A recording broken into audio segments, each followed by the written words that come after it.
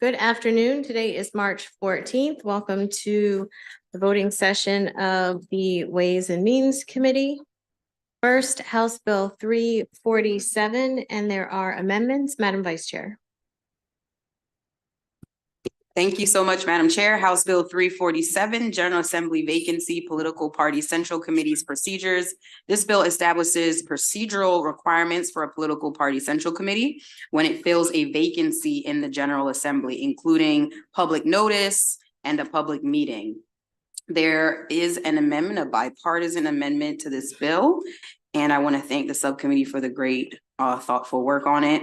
The amendments require that a member of a central committee who has applied to fill a vacancy to recuse themselves from administering the process of filling the vacancy, including advertising the vacancy, reviewing applications, and interviewing candidates. I move the subcommittee amendments. Any discussion? Okay, all in favor signify by saying aye. Aye. Opposed? Okay, motion on the bill is amended. Move favorable on HB 347 as amended. Any discussion? Okay, all in favor signify by saying aye. Aye. Any opposed? Okay, Delegate Long is opposed. Okay, House Bill 347 passes favorably as amended. House Bill 451, and there are amendments. Delegate Feldmark.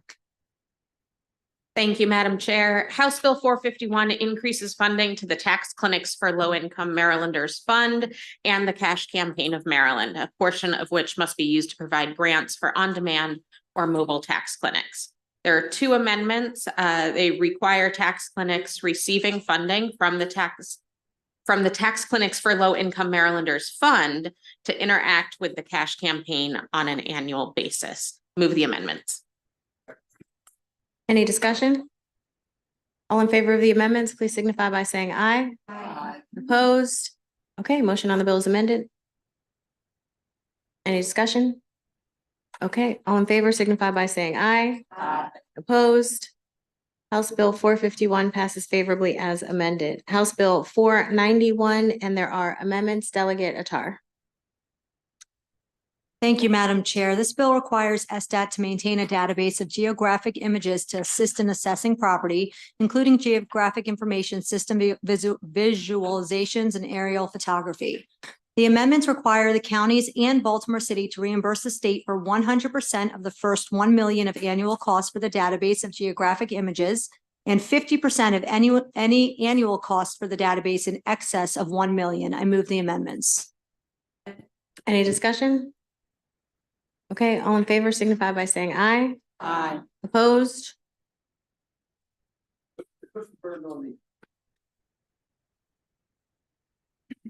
Okay.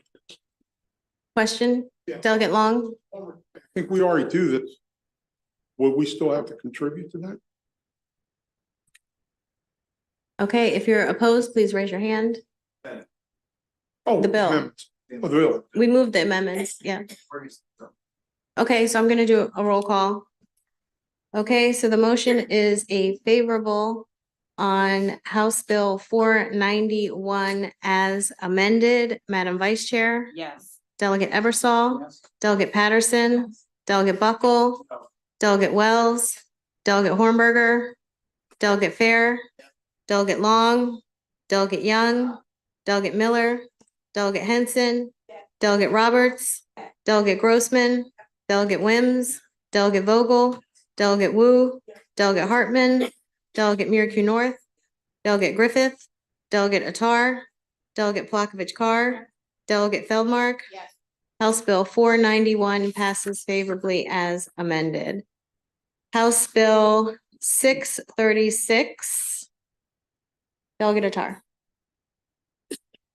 Chair, this bill authorizes the county to grant a property tax credit to Evergreen Heritage Center. Move the bill. Any discussion? All in favor signify by saying aye. Aye. Any opposed? Okay, House Bill 636 passes favorably as amended. Oh, not amended, passes favorably, sorry. House Bill 1157, and there are amendments. Delegate Eversole. Thank you, Madam Chair. House Bill 1157 continues the Grow Your Own Educators Grant Program already in existence and funded mostly by federal funds, COVID and various other ways. Those funds are gone, but this is to continue the program. Bills introduced would have set aside $9 million to continue the program.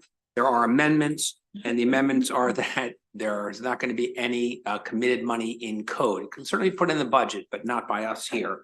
The program also applies to people who are working is to encourage them to become teachers.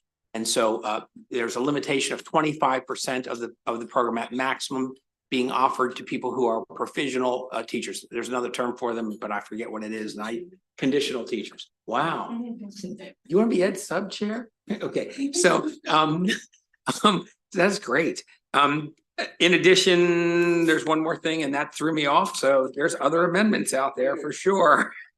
They're technical. They're technical in nature, Okay. and I move the amendments. Any discussion on the amendments? Motion on the bill is amended. Favorable. Any discussion? Wheel. My understanding, so everybody understands when they vote. So it removes the fiscal note. It's a good program, but it had a fiscal note when it came in. We've removed the fiscal note impact for this year. Right. So yeah, really all it does is continue the program unless money is put in it. Right. Future years, more money, that's Or this great, but year, we're not like- voting to mandate the money. Watch your budget. It could be there this year. Ooh. Okay. No, Thank you. it's not going in the budget this year. Okay, Delegate Eversol, could you clarify with a serious answer? Yeah, I Delegate did. I Buckles' said, question. there's Okay. there's nothing in the bill that mandates money in code. Okay. All right, all in favor of House Bill 1157 as amended, please signify by saying aye. Aye. Opposed? Okay, House Bill 1157 passes favorably as amended. House Bill 1254, and there are amendments. Delegate Eversol. No, that wouldn't be me. Oh, yeah, you're right. Delegate Plavkovich Carr. Thank you, Madam Chair. House Bill 1254 just seeks to get our childcare providers who are hiring staff a more timely answer about criminal background checks for those folks. There are amendments that make bill subject to the availability of existing resources within MSDE and the Department of Human Services. So just the fiscal note, move the amendments. Any discussion? Okay, all in favor of the amendment signify by saying aye. Aye. Opposed? Motion on the bill is amended. Any discussion? Okay, all in favor signify by saying aye. Aye. Opposed? Okay, House Bill 1254 passes favorably as amended. House Bill 1426, and there are amendments. Delegate Eversol. Thank you, Madam Chair. This is alteration bill for the Blueprint for Maryland's Future. Because we meet every year, we always adjust things and make them better, and that's what we're doing here. I would say the highlights of this bill are that it changes the date. The blueprint calls for an independent evaluation of the blueprint, how it's working. Current date was October 1, 2024. The blueprint's been off to a slow start, mostly due to COVID. So that pushes it back 2 years, both the time at which they get the entity and by the time at which they make the report. The only other significant thing is that it specifically adds in encouragement or it names people who could get NBC training paid for, not the bonus itself, but NBC training paid for to become teachers. And so if those people then decided to move from being administrators, assistant principals, instructional specialists, or principals, they could move back to teaching, or I want to say back over to teaching, let's say, and then they would be eligible for the bonuses that come with them, but they wouldn't receive the bonuses from their current positions. Delegate Buckle. The question I have, my recollection of this, it had a fairly very limited fiscal impact originally, because it was like, hey, we're just going to pay for the training. It can be paid for sort of out of the blueprint funding mechanisms. Right. Is there a concern at all that people are human beings. Some people do things out of just, I love my job. Some people do it I can do a variety of jobs. I want to go where I make the most money. Is there a concern that you may encourage people to get out of the, administrative or principal or managerial track because they'll make more money or they'll get the blueprint built-in bonuses? Or do you believe that there's already enough differentiation between the two that wouldn't be a financial incentive? Well, I don't have a concern because I think implicit in your question is that it's better to make people administrators than teachers. No. Okay. It might be better for them if they're like, hey, I like being a teacher, but I can make more money by doing this. And now you've changed it and now I can make more money. it's not better for either one. I'm just suggesting that will it incentivize people to leave the administrative track to return? I don't say go back, to return to teaching. And then will that have a problem, you think, in getting people to go on to those administrative tracks? It could do that. It could encourage people I and. mean, I'd rather have people be good Right, teachers better than. Right. other things. I will say anecdotally that I knew a lot of people who went into administration who were very good teachers and may have been very good administrators, but they did it because they needed more money. Okay, and they said, I got to do it for the money. Right. And so I think this, by encouraging them to take a look at their decision and possibly become NBC teachers where they could earn a significantly larger salary as a teacher, can't be a bad thing if they're thinking they'd like to go to teaching. And my final point, my final question, I guess, is it wouldn't really change the blueprint funding formula and the money, right? Because there's only so much for the NBC for the certified teachers. So if someone who's an assistant principal or something in that administrative field now decides, I want to go back to teaching, I want to pick up this certification and get the money, it's not new money. Right. It just would be fill that aisle within the blueprint funding for them today. Right, them becoming teachers would be like anybody else becoming a teacher. I mean, and that's why the fiscal note didn't really try to predict how many people would actually, people are people. You can't tell if this would create an influx. But I mean, they're no different than anybody else who certifies themselves to be a teacher and gets NBC. It's not increasing the envelope limit for the teacher raises within the blueprint. It may just be changing the people who go into that program. I don't know, Alistair, is there a funding limit on the bonuses? I'm not positive. No, I don't think I so. think there was. So, I mean, if you encouraged a lot of teachers to do this, then we'd be on the hook for a lot more. Thank you. Sure. Delegate Miller. Thank you, Madam Chair. I appreciate this. I had just seen this, the amendment about the dual enrollment, so. we're Yeah, I hadn't giving- gotten to that yet. Oh, I'm so sorry. I'm sorry. I'm sorry. Well, that's all right. I realized that I hadn't gotten to it yet. I'd closed down a little bit and then Delegate Buckle came. So let's talk about that amendment and then I'd love to hear your question if you don't mind. So I'm kind of taking over here. Sorry. So I just want to make sure that I was letting you recognize people when you should. So there were two more amendments and one amendment had to do with them being able to limit the numbers of courses and the types of courses that could be used for dual enrollment. The idea is that we put a couple of guardrails on it so that, as several delegates have expressed, some school systems feel on the hook for a lot of courses right now. And the other one is actually on a different subject, has to do, it's in the uncodified section that for this year, the KRA will be pushed out. They can complete it after October 10. Apparently they're having some trouble getting them completed, which I could editorialize on that, but I'm not going to at this point. Now, with that explanation, I'm sorry, I interrupted you because I hadn't read those yet. No, perfectly fine. I appreciate that. Thank you.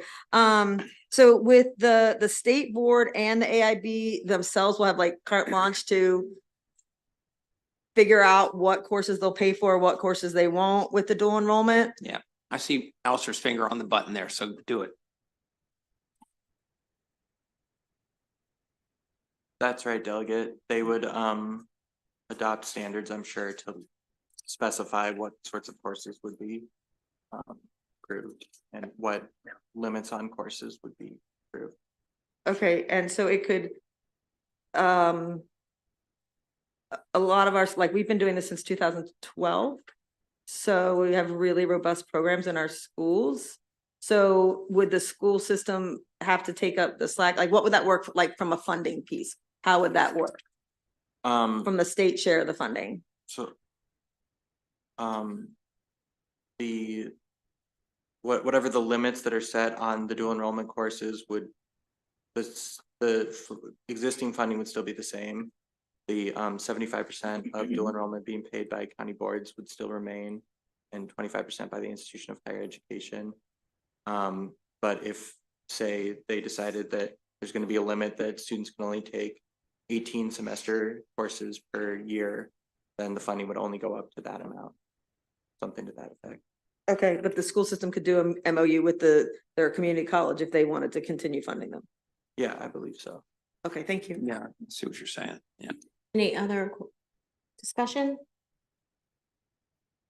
Okay, Move the amendments, Madam Chair. okay, any other discussion on the amendments?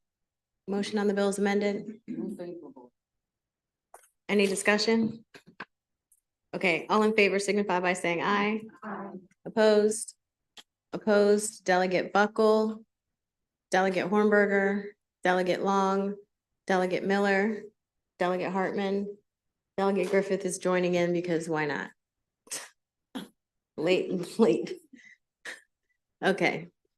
House Bill 1426 passes favorably as amended. House Bill 1487 and their amendments, Delegate Feldmark.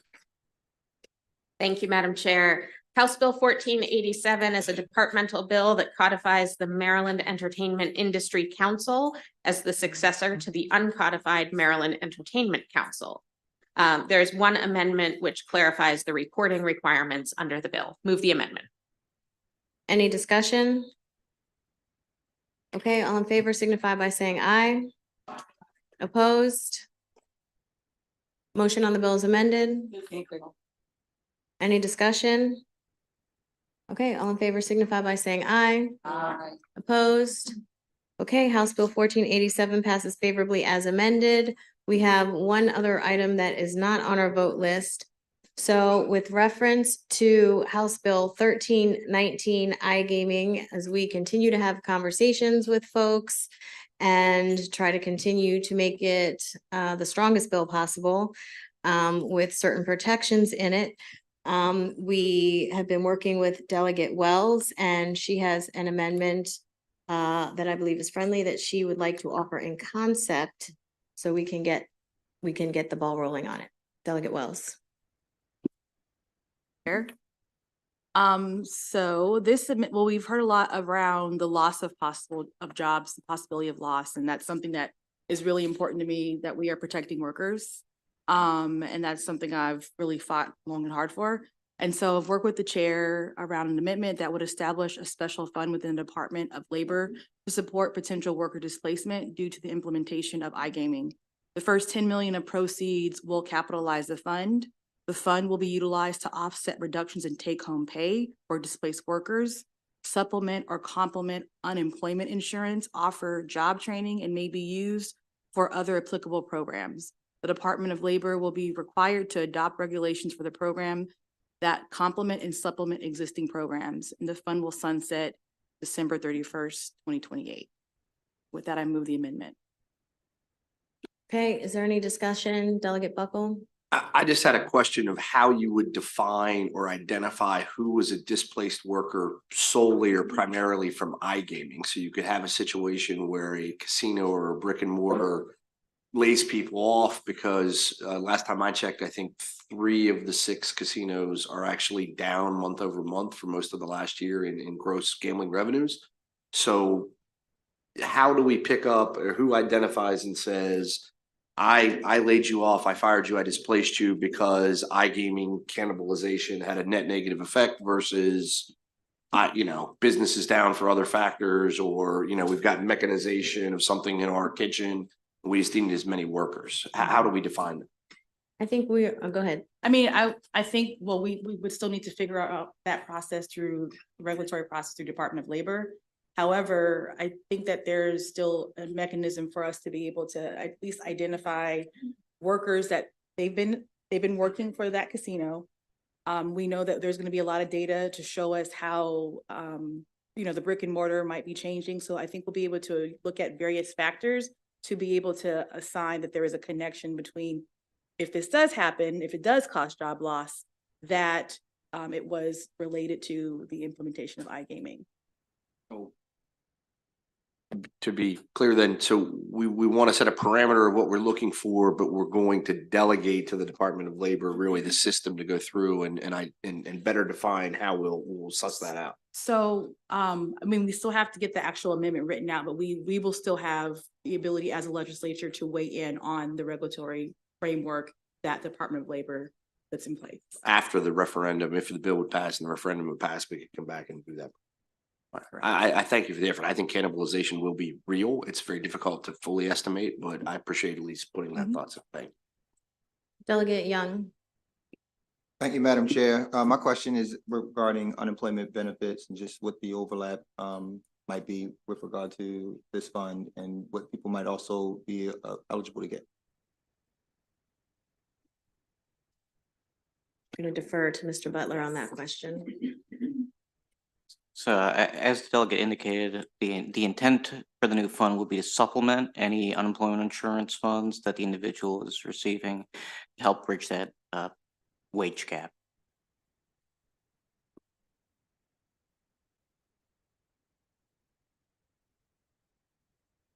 Delegate Hornberger.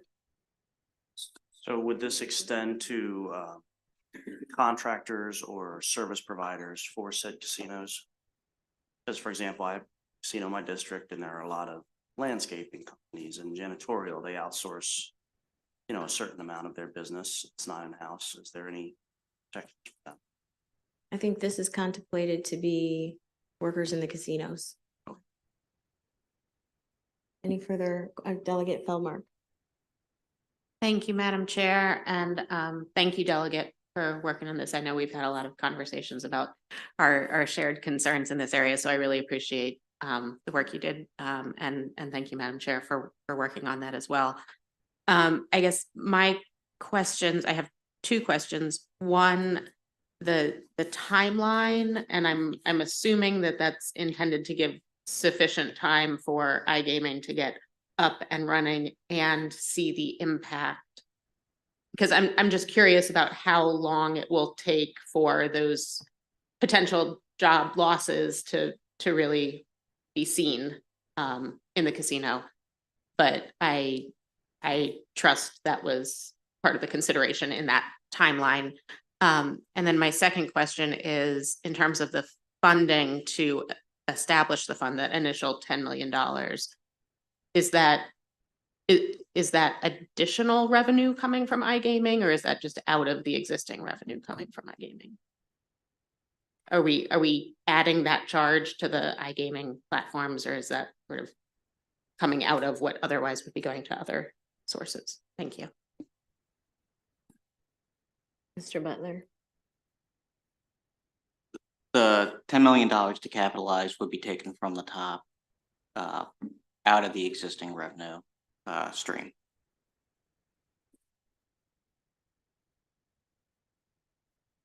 And I'm not sure, you had a second part about a timeline. I don't think I understand that because. Okay, Delegate Wells. Just to go back, you're basically, I think your question was that how do we get the 3 years piece? And then is that enough time, I think, right? So 3 years, one, because we want to be able to implement this as soon as possible, because if there is potentially job loss that happens right away, then we already have this fund in place. And then the other intention is that this could go beyond 3 years, but we're just starting with 3 years because conceivably, perhaps that's when you'll start to see things. Ideally, things would have settled by 3 years. Mm-hmm. Delegate Long.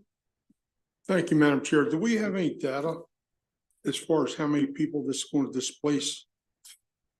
We had 5 reports that were supplied to us. One of those reports suggested that there could be a 10% cannibalization in the brick and mortars. I do not recall that off the top of my head.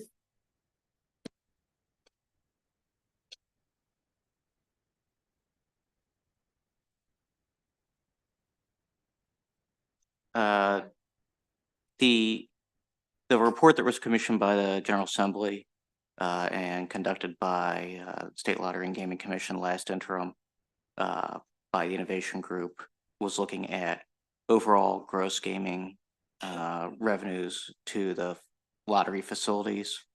And that was where they said, looking at other states that have implemented iGaming, that there was a potential for the 10.2% reduction in those revenues, but they also noted that they anticipated that it would be less in this instance, between 8 and 9%.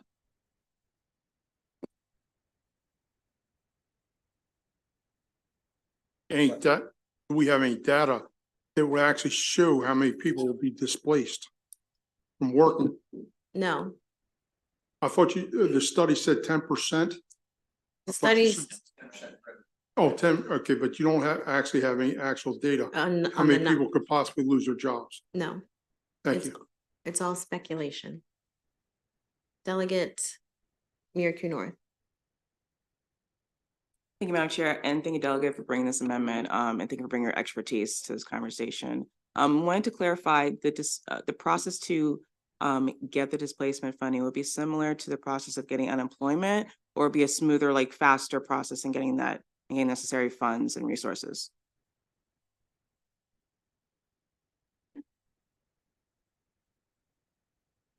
Thank you. It's okay. So I think that's what we have to, that's what the regulatory process would be, but ideally, we know that from unemployment insurance, especially during COVID, I actually still had an individual just this week who for 2 years has been waiting to get their money, just got their back pay. So with that being said, though, we will be vigilant to make sure that the process is much smoother and people are not left out in the cold without giving their proper resources in time. Thank you. Any other discussion? Okay, all in favor of the amendment in concept, please signify by saying aye. Aye. If you're opposed, please raise your hand. Delegate Long is opposed. The amendment passes. Okay, that concludes our voting session for today. We will be voting tomorrow. We will have double sessions tomorrow, so we'll vote somewhere in the middle there. Does any of the subcommittees need to do anything? Meet? Okay, good. So we'll just vote tomorrow and then hopefully that'll be it. We will have one more hearing, likely on Saturday, related to Pimlico. And we'll have to vote right after. Okay? Oh, no, Tuesday. Okay, never mind. We don't have to do that before crossover. Never mind. So. That's a very special bill, that's a very special.